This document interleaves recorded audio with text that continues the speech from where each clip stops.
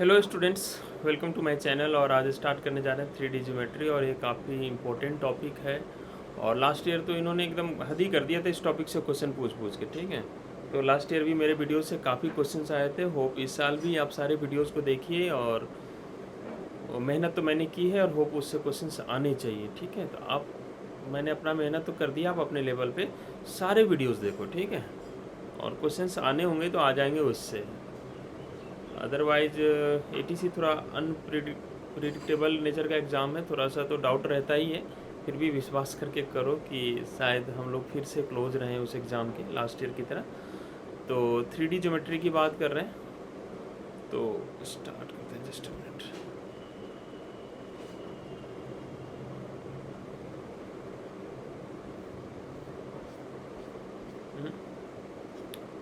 हम लोग कहाँ, हाँ, सबसे पहले हमें समझना होगा डायरेक्शन कोसाइन क्या होता है। देखो, डायरेक्शन कोसाइन का कॉन्सेप्ट क्या है, ये थोड़ा इमेजिनेशन बेस्ड सब्जेक्ट है। सपोज टॉपिक है, सपोज ये मेरा वो है, ये है मेरा एक्स एक्सिस, ये है वाई एक्सिस और ये है जेड एक्सिस। क्या है, ये है एक्स, ये है वाई और ये है जेड। X Y Z. अब कोई एक वेक्टर है, ये तीनों लाइन एक जगह पे है ना, समझ रहे हो, एक ऐसे एक ऐसे एक ऐसे, एक्स वाई जेड। अब कोई एक वेक्टर है ऐसा, तो एक्स एक्सिस से भी कुछ एंगल बना रहा होगा, वाई एक्सिस से भी कुछ एंगल बना रहा होगा, जेड से भी कुछ एंगल बना होगा। ये लाइन जो है, ये एक्स के साथ कुछ एंगल बना रहा होगा, ये वाला एंगल जो है, ये वाला, ये एक्स के साथ बना रहा है। यही लाइन वाई के साथ ये एंगल बना रहा है और जेड के साथ ये वाला एंगल बना रहा है। तो सपोज एक्स के साथ जो एंगल, उसी को मैंने यहाँ डायग्राम में दिखाया है। 3D बहुत ज़्यादा इसमें दिखा नहीं सकते, इसलिए मैंने आपको हाथ से दिखाया कि सपोज ये एक्स के साथ एंगल बनाता है, एक्स के साथ जो इसका एंगल है वो से अल्फ़ा है, वाई के साथ एंगल बीटा है और जेड के साथ एंगल गामा है, ठीक है। तो कॉस अल्फ़ा कॉस बीटा, उन सब का कॉस ले लो ना, कॉस लगा दो। Cos alpha cos beta cos gamma are called the direction cosine. Cosine मतलब कॉस, ठीक है। वो जो लाइन है, वो जो मेरा पेन मैंने दिखाया था, वो लाइन ओपी है, ठीक है। तो वो तीनों एक्सिस के साथ जो एंगल बनाता है उसी को बोलते हैं डायरेक्शन कोसाइंस। आप समझ गए होंगे। और एक कॉस स्क्वायर अल्फा और कॉस स्क्वायर बीटा और कॉस स्क्वायर गामा का जो सम करेंगे तो हमेशा 1 आता है। इस पे क्वेश्चन आने का बहुत ज़्यादा चांस होता है, ठीक है। याद रखना कि अल्फा बीटा गामा को डायरेक्शन कोसाइन है, तो cos square alpha cos square beta plus cos square gamma sum करके 1 आता है। यहाँ पे एक क्वेश्चन ले लो, if a line makes angle 90 degree 60 degree and 30 degree with positive direction of X Y and Z axis respectively find its direction cosine. कितना आसान है, देखो अल्फा का वैल्यू उन्होंने दे दिया 90, बीटा का वैल्यू दे दिया 60 और गामा का वैल्यू उन्होंने दे दिया 30। तो cos alpha cos beta cos gamma, देखो क्या होगा, cos alpha cos 90 0, cos 60 1/2, cos 30 √3/2। ये cos alpha cos beta cos gamma का वैल्यू है। यही तो पूछ रहा था, फाइंड इट्स डायरेक्शन कोसाइन। तो ऑप्शन में आपका रहेगा 0, 1/2, √3/2, ठीक है। तो ये अपना सिंपल आंसर है, खत्म। If the line has direction ratios. अब देखो डायरेक्शन रेशियो कुछ होता है, क्या होता है, मान लो कॉस अल्फा कॉस बीटा और कॉस गाम, ये मैं ऊपर लिख देता हूँ डायरेक्शन रेशियो। इन शॉर्ट इसको हम डिनोट करेंगे आगे से DR, डायरेक्शन रेशियो, ठीक है। इन शॉर्ट इसको हम डिनोट करेंगे DR से, और डायरेक्शन कोसाइन को डिनोट करते हैं DC से, ठीक है। ठीक है, तो cos alpha cos beta and cos gamma are direction cosines.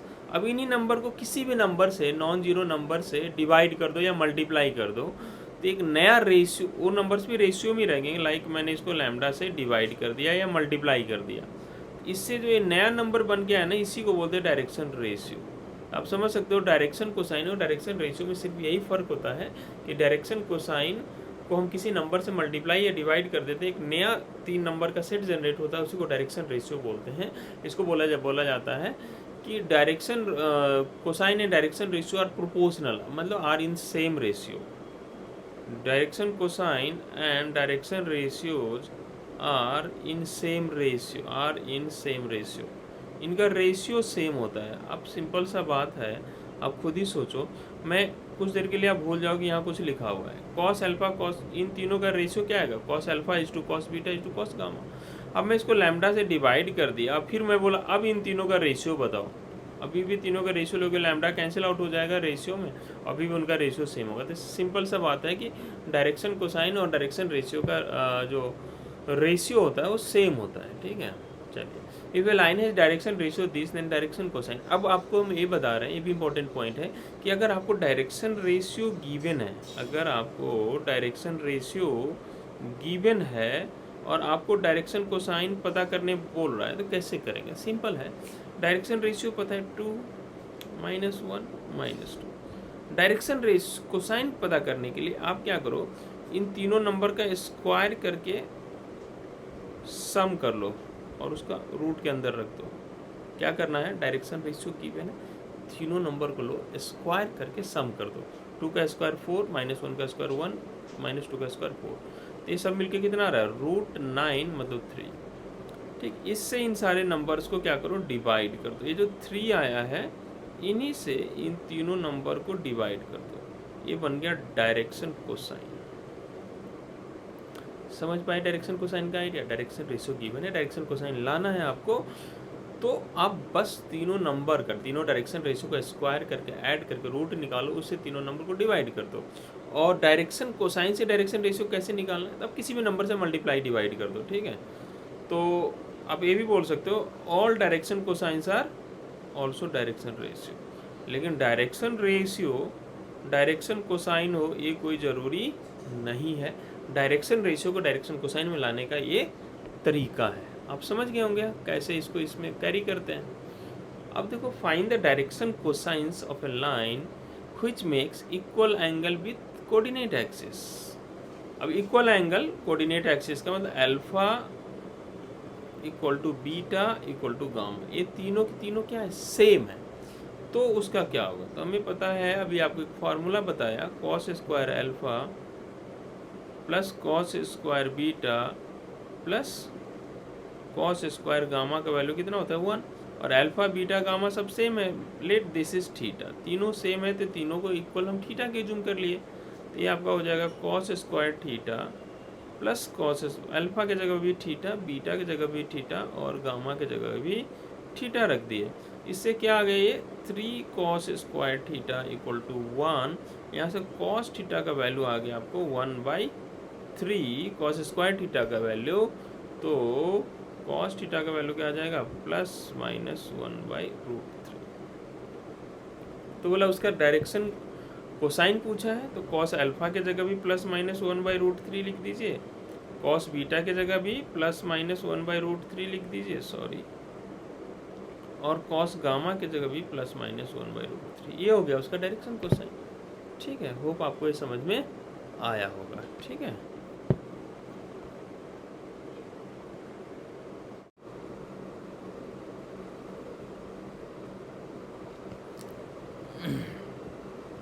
चलिए नेक्स्ट क्वेश्चन लेते हैं। क्या है क्वेश्चन? देखो थोड़ा ध्यान से। Find the direction cosine of the sides of the triangle whose vertices are this। अब एक ट्राइंगल का हमें तीनों वर्टेक्स दे दिया, ठीक है, और अपने से पूछ रहा है कि उनके तीनों साइड्स का डायरेक्शन कोसाइन बताओ। तो मैं आपको ये पहले ये बताता हूँ कि सपोज अगर अपनी को एक सिंपल थ्योरी, पहले आप इसको समझिए।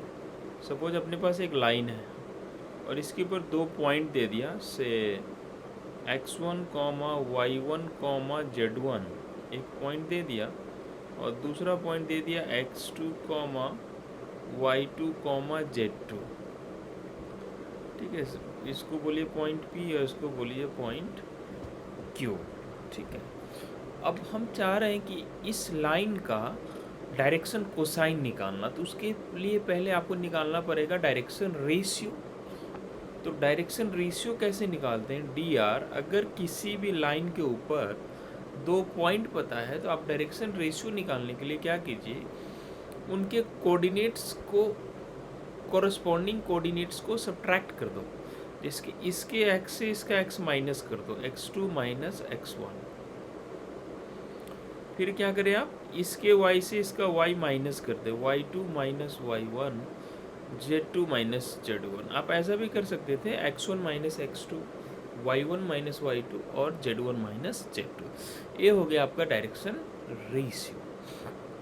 और जैसे ही डायरेक्शन रेशियो आ गया, तो अभी लास्ट क्वेश्चन में हमने देखा था कि अगर हम डायरेक्शन रेशियो निकाल लें, कुछ ही देर पहले देखा था, अब डायरेक्शन रेशियो गिवन है, जैसे यहाँ डायरेक्शन रेशियो था, तो डायरेक्शन रेशियो से डायरेक्शन कोसाइन कैसे पता करते हैं, अभी हम लोगों ने देखा था।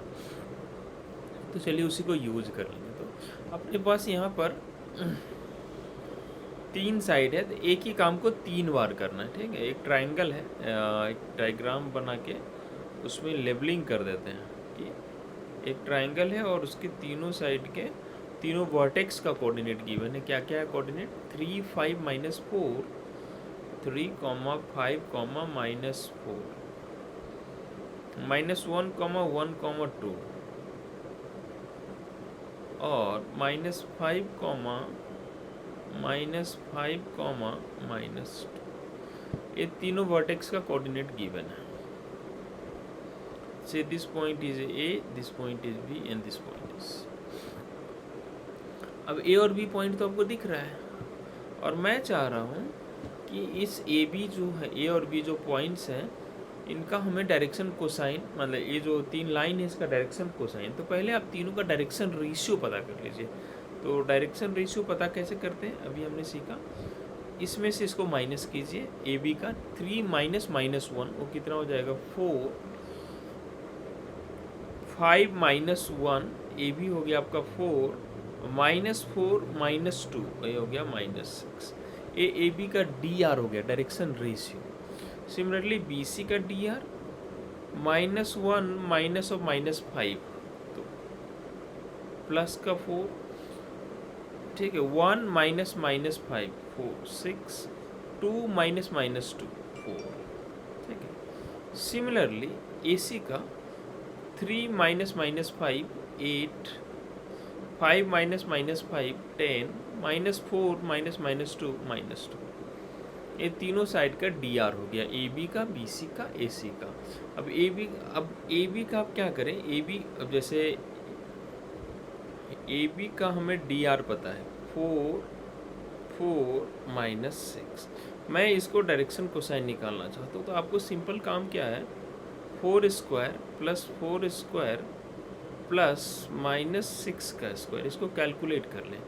कितना होगा, 4 स्क्वायर 16 प्लस 16 32 प्लस 36, तो ये कितना हो जाएगा 32 प्लस 36 √88, सॉरी 32 प्लस √68 ना, √68 which can be written as 2√17। अब इन सब नंबर को आप 2√17 से डिवाइड कर दीजिए। ये हो गया ए बी का डायरेक्शन कोसाइन। बी सी का भी पता करना है, सेम प्रोसीजर। आप बी सी का 4, 6, 4 है, फिर से यही वाला है, ऐसा करेंगे वो 2√17 आ जाएगा, सभी को 2√17 से डिवाइड कर दीजिए।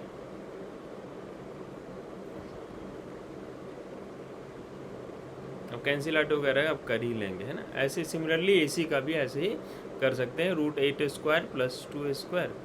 हाँ, एक और बात है ना, थोड़ा सा कैलकुलेशन को सिंपल बनाने के लिए, जैसे इसमें हम क्या कर सकते थे, जैसे ए सी है, क्या है 8 10 -2, ये ए सी का डी आर है, सबको 2 से डिवाइड कर देते हैं, तो ये आ जाएगा 4, 5 -1।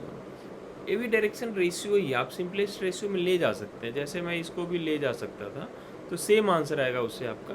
अब इसका आपको क्या करना है, √4 स्क्वायर प्लस 5 स्क्वायर प्लस -1 का स्क्वायर, तो कितना हो जाएगा 25, 16, √42,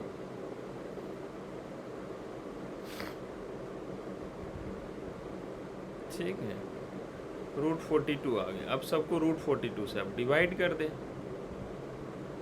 ये हो गया तीनों साइड का डायरेक्शन कोसाइन। तो मेरे ख्याल से डायरेक्शन रेशियो आप समझ गए क्या होता है, डायरेक्शन कोसाइन समझ गए हैं। Cos square alpha plus cos square beta plus cos square gamma का सम 1 होता है, ये भी आपको पता है। ठीक है, डायरेक्शन रेशियो से डायरेक्शन कोसाइन कैसे निकाला जाता है ये भी आप समझ गए। किसी लाइन के ऊपर 2 पॉइंट दे दिया तो उसके हेल्प से उस लाइन का डायरेक्शन रेशियो कैसे निकालते हैं, और डायरेक्शन रेशियो निकल जाता है तो डायरेक्शन कोसाइन कैसे निकालते हैं। तो यही डायरेक्शन रेशियो डायरेक्शन कोसाइन का बेसिक था जो आपको पता होना चाहिए। आगे हम लोग और बढ़ते हैं। अब आते हैं इक्वेशन ऑफ द लाइन निकालने पर। सबसे एक लाइन का इक्वेशन हमें निकालना है, और सपोज उसमें आपको गिवन क्या क्या होगा, उस लाइन के ऊपर एक पॉइंट दे देगा से x1, y1, z1, और बोलेगा ये लाइन जो है ये पैरेलल है एक वेक्टर के r, ये भी आप दे देगा, बोलेगा लाइन के इक्वेशन क्या हो।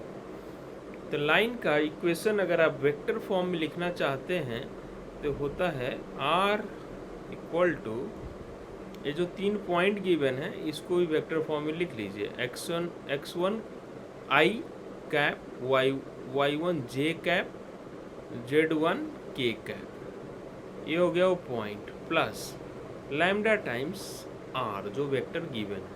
लैम्डा एक कांस्टेंट है। अभी ये क्वेश्चन करेंगे ना आपको क्लियर हो जाएगा कि कैसे करते हैं, क्वेश्चन के थ्रू समझिए इसको।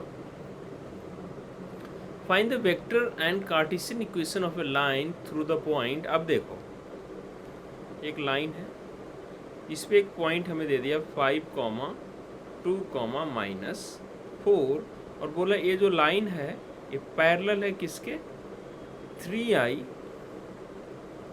2j और -8 के पैरेलल है। तो बहुत सिंपल है इसका इक्वेशन लिखना। अगर वेक्टर इक्वेशन लिखना चाहते हो तो लिखेंगे ये इन तीनों को लिख दो पहले, 5i plus 2j -4k plus lambda times ये जो लिखा हुआ है ये लिख दो,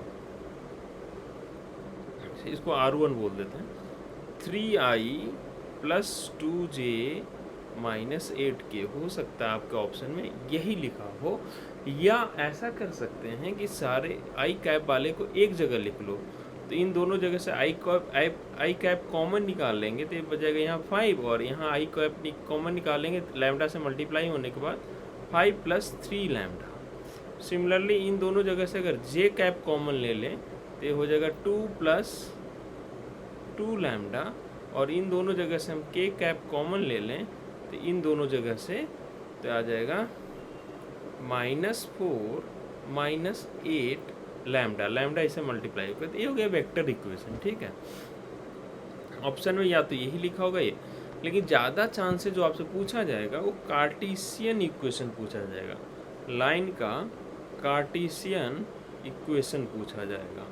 तो अगर कोई लाइन के ऊपर एक पॉइंट हमें पता है से x1, y1, z1, और ये पैरेलल है एक वेक्टर गिवन है r1,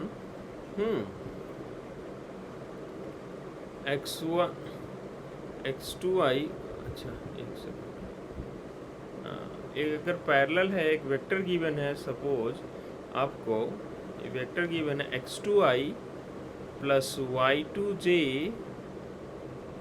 प्लस z2k। ठीक है, तो हमें बोला इसका इक्वेशन बताओ, तो इक्वेशन लिखना आसान है। देखो x y z, ये जो पॉइंट गिवन है इसको इससे माइनस कर दो, x - y1 y - y1 z - z1 equal to ये जो वेक्टर गिवन है x2 y2 z2, तो यहाँ x2 लिख दीजिए, यहाँ y2 लिख दीजिए, ये आपका इक्वेशन है। बहुत सिंपल, बहुत सिंपल।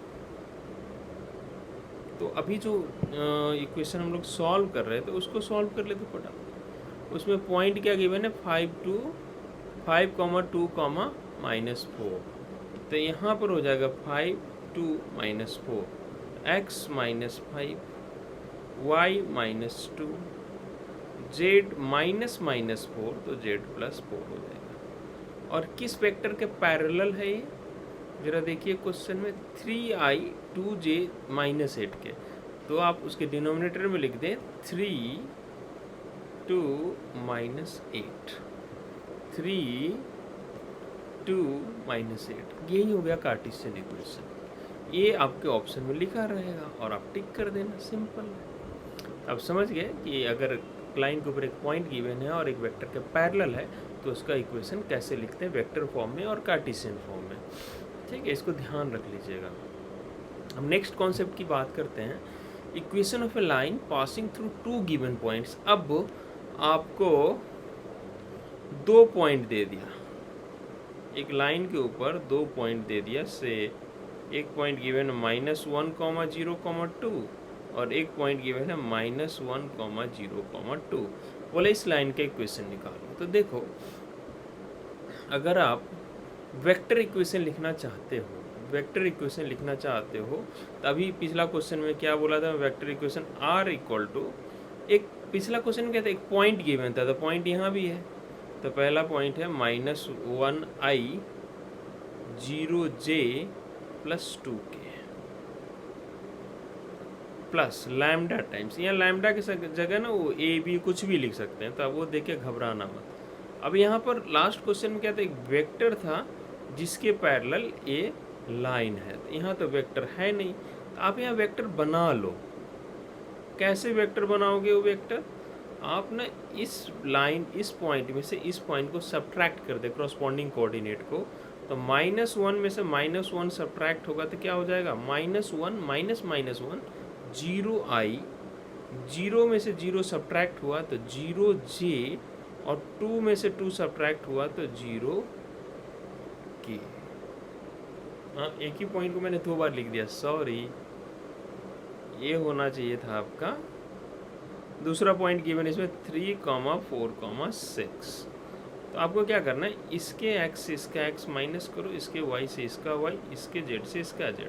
ऐसा करने से जो वेक्टर मिलेगा वो वेक्टर हमारे गिवन लाइन के पैरेलल हो जाएगा। तो 3 - -1 4i, 4 - 0j 4j, 6 - 2k 4k, ये आ गया।